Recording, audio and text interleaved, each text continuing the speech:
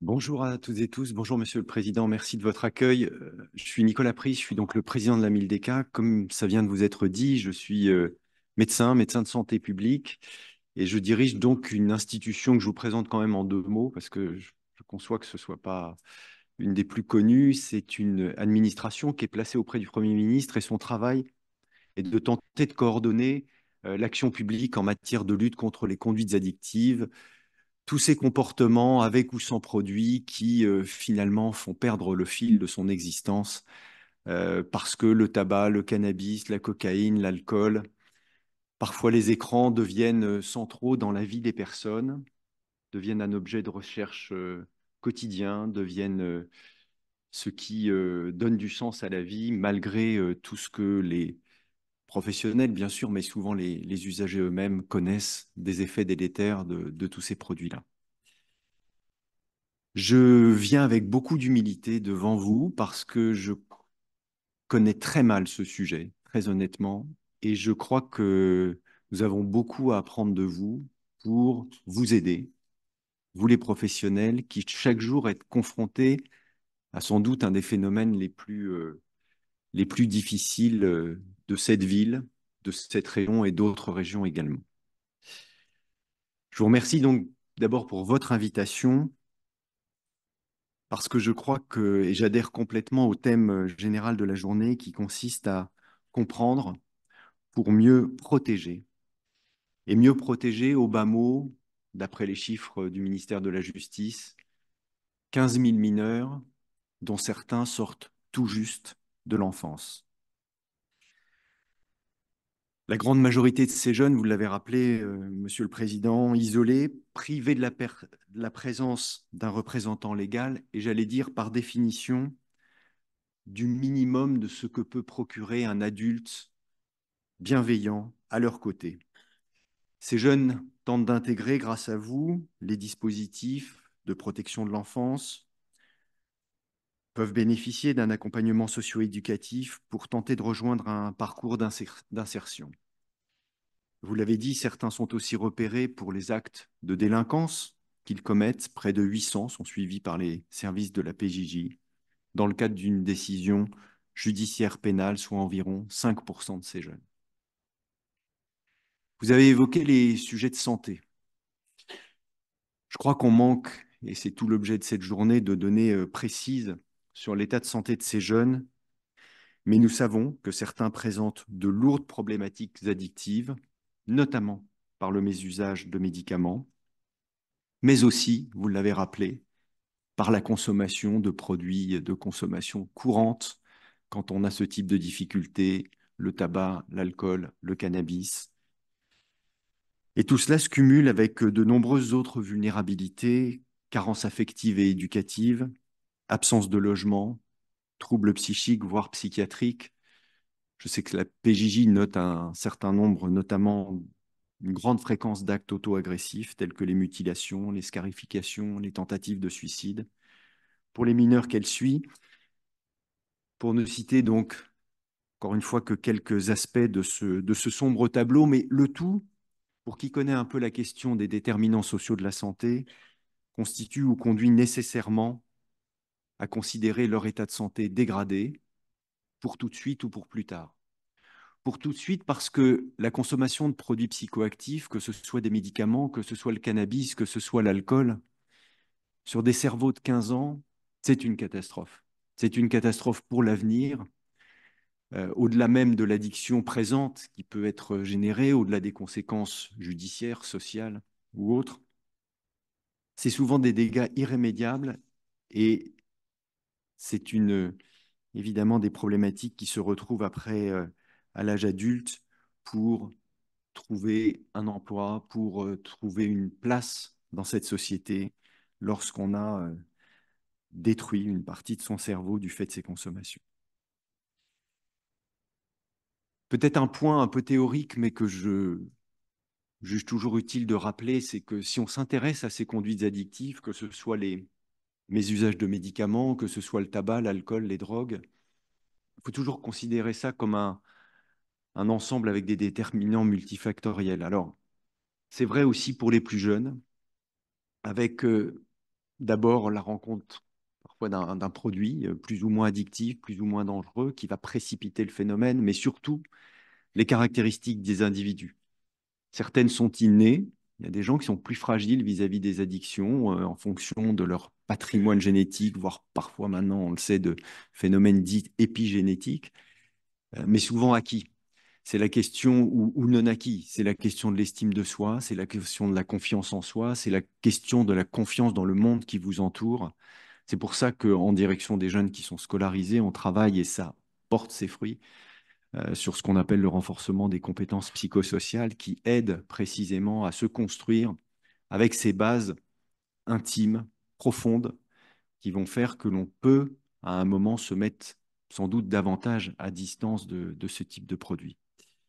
Et puis la troisième composante, le produit, l'individu avec ses caractéristiques innées ou acquises, c'est l'environnement dans lequel on vit.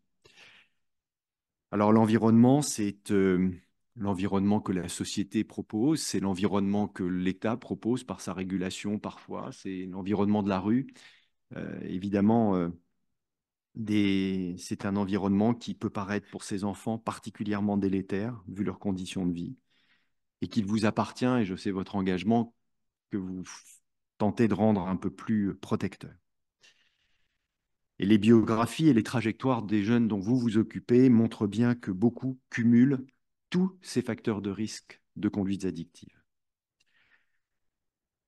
Ce sont de jeunes garçons, ces jeunes en errance la plupart du temps, déjà en difficulté dans leur pays d'origine. On a vu quelques phrases qui témoignaient euh, du début de ces problèmes dès le bled, comme il était dit, notamment pour ceux qui souffrent de pauvreté ou de grande pauvreté. Les consommations de produits, de stupéfiants ou de médicaments peuvent être initiées bien en amont de leur émigration, parfois dès 9 ou 10 ans, pour des raisons médicales ou pas, on ne sait pas toujours, surtout lorsque les jeunes sont déjà en rupture avec leur famille, comme l'indiquait une note de l'Observatoire français des drogues et des tendances addictives en novembre 2022. Exploiter certains, vous l'avez rappelé, Monsieur le Président, par des réseaux pour commettre des atteintes aux biens, participer à des trafics, et enfin considérés comme des victimes de traite des êtres humains. On est au cœur de ce que je vous signifiais il y a quelques secondes, l'environnement qui peut être particulièrement délétère. D'autres sont repérés par le système judiciaire à l'occasion de délits, plutôt de subsistance, lorsqu'ils ne disposent d'aucune autre ressource économique que celle qu'ils tirent d'activités de petite délinquance. Des formes de délinquance qui éprouvent les dispositifs judiciaires ainsi que les prises en charge éducatives habituellement mises en place. Et c'est pour ça que la mission que s'est donnée votre association, celle d'accompagner ces jeunes aux multiples stigmates, aux multiples blessures, entre autres celle de la migration sans parents et celle de la consommation de substances psychoactives, avec son cortège à la fois de déterminants, vous l'aurez compris, et de conséquences physiques, psychiques, réduisent les chances de succès des dispositifs d'aide en matière éducative, sociale ou d'insertion. Car même si l'accueil de l'éducation nationale demeure assez ouvert, d'ailleurs conformément au Code de l'éducation, on constate, je crois, vous constatez collégialement la difficulté qu'éprouvent ces jeunes à intégrer les dispositifs, que ce soit pour l'éducation, pour la protection, pour l'insertion, des prises en charge particulièrement complexes, du fait de la situation d'errance, de leur mobilité, de la barrière de la langue parfois, de l'absence de papier, mais surtout de la difficulté pour vous, je le crois, pour les professionnels, à nouer la relation de confiance en raison de la lourdeur du passé traumatique et des troubles psychiques. Et cette relation de confiance sur la question de la dictologie, elle est nécessaire. Cette adhésion initiale pour s'inscrire dans un parcours qui permettrait de se séparer de la prégabaline ou du lyrica est vraiment nécessaire. Ces consommations compliquent encore l'accompagnement. Les effets de ce produit, comme la prégabaline, limitent une communication qui est déjà souvent bien difficile, renforcent les troubles psychiques, altèrent le cerveau, comme je vous le disais. Alors, les produits sont financés par les actes délictueux parfois, par la prostitution dans d'autres cas, par les réseaux aussi qui contraignent Et la formation de tous les professionnels censés intervenir auprès de ces jeunes, les modes de prise en charge, ainsi que les organisations et les règlements des établissements qui les accueillent, sont bien souvent, sinon inadaptés, du moins insuffisants face à la multiplicité et des fragilités et à la complexité de la situation de ces jeunes. La mise en œuvre d'une approche dite de réduction des risques par certains pédopsychiatres ou addictologues semble faciliter la prise en soin, je pense qu'on vous en parlera aujourd'hui, la prescription notamment contrôlée de prégabalines pourrait faciliter une accroche thérapeutique et un début d'adhésion, de lien en faveur du traitement. Progressivement, pour quelques-uns de ces jeunes dépendants, la création d'un lien de confiance particulièrement nécessaire pour augmenter les chances, je vous le disais, d'un accompagnement sur une durée plus ou moins longue, peut ainsi s'installer.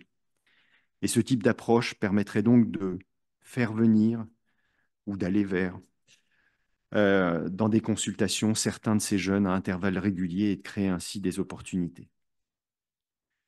Face à tous ces défis, il me semble important de mieux connaître les caractéristiques des mineurs consommateurs de substances, de former spécifiquement les personnes amenées à intervenir auprès d'eux et de personnaliser les prises en charge, d'expérimenter de nouveaux cadres et d'évaluer de nouvelles stratégies d'accompagnement, tant le cumul, encore une fois, des fragilités ne peut se satisfaire d'approches conçues avant pour d'autres.